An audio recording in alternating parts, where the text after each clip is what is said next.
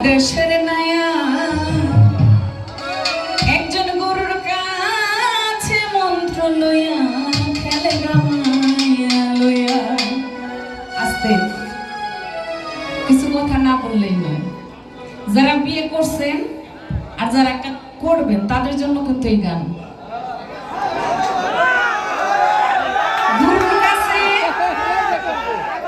গুরুর কাছে শিক্ষা নিয়ে বিয়ে করবার যান, আর যদি বায়াত না হইয়া বিয়ে করবার যান কয়দিন পরে কিন্তু একবারে মাচা ভাঙে যাবে। কেন?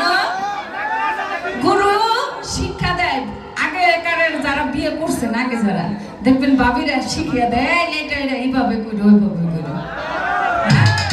যারা বিয়ে করছে তারা কইতে পারেন, হ্যাঁ, বাবিরা শিখিয়ে দেয়।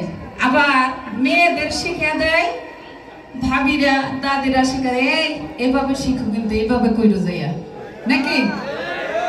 এখন পরিপূর্ণ ভাবে শিখতে গেলে একজন কামেল পীরের কাছে যেতে হবে, তবেই জীবন ঠিক থাকবে। আর নইলে কয়েকদিন পরে দেখবেন মানজা এক নিয়ে গেছে, হ্যাঁ, বডি আরেক দিকে গেছে। তাই এই গানটা মন দিয়ে শুনে, গুরুর কাছে মন্ত্র লইয়া